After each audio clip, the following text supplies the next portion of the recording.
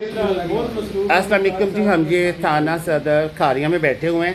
ये हीरा का मसला था। ये हमारे SHO साहब भी बैठे हुए हैं। ये उनके वालेकुम दोस्तों, बहुत बड़ी अपडेट आ गई है। ख्वाजा सिरा और थाना खारिया के SHO के आपस में मामला तय हो चुके हैं।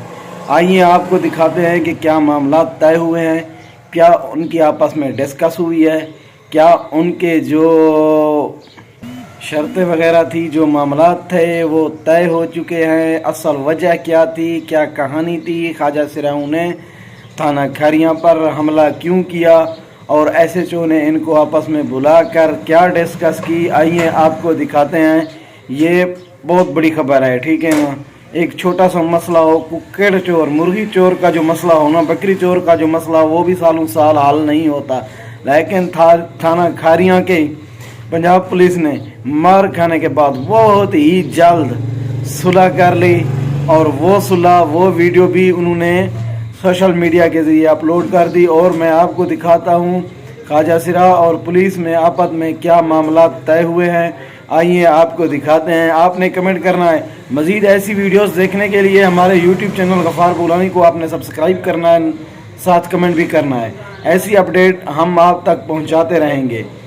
और ख्वाजा सिरा SHO थाना खारिया से कितना मुतमईन है और कितना खुश हैं और एक दूसरे को गले लग रहे हैं, एक दूसरे से बातचीत कर रहे हैं। तो सारी वीडियोस मैं आपको दिखाता हूँ। आपने पूरी वीडियो देखनी है और वीडियो देखने के बाद फिर बताना है कि पुलिस की गलती है या ख्वाजा सिराओं की गलती है। तो आपको मुकम्मल पता चल जाएगा कि असल मामला क्या हुआ, असल बात क्या हुई, असल वजह क्या हुई, किस बात पर इनकी लड़ाई शुरू हुई और क्यों लड़ाई इन्होंने की और इन्होंने बहुत जल्द सुलह क्यों कर ली और ऐसी कौन सी वजह थी। पंजाब पुलिस का तो आपको पता है, ख्वाजा सिराओं का भी आपको पता है, जिसके साथ वो रीटी करते हैं, लड़ाई करते हैं, उसकी एंड करते हैं।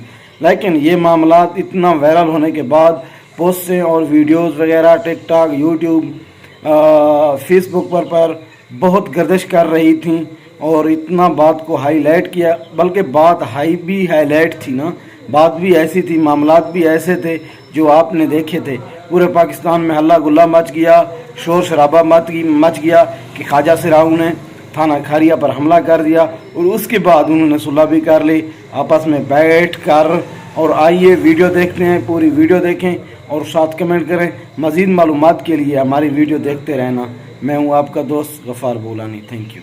अस्सलाम वालेकुम जी, हम ये थाना सदर खारिया में बैठे हुए हैं। ये हीरा का मसला था। ये हमारे SHO साहब भी बैठे हुए हैं। ये उनके अपने तबके के जो लोग हैं वो भी बैठे हुए हैं। तहफ़्फ़ुज़ मरकज़ के इंचार्ज और BSO भी बैठी हुई हैं। तो इन्होंने हमें क्या, आपके SHO साहब ने कहा? हाँ जी जी सर, आपने क्या इसे तहफ़्फ़ुज़ दिया है अभी? मैंने जिनको ये जो हमारे पास बैठी हैं, हमारे बड़े हीरा सजाद है हीरा, इनको मैंने ये बात कही है कि आइंदा से जब तक आप खारिया में हैं, हमारा काम लोगों को तहफ़्फ़ुज़ देना है और आप भी इस माशरे का अहम हिस्सा हैं। आप हमारे लिए ऐसे ही हैं जैसे बाकी पब्लिक है, उतनी ही काबिल एहतराम है।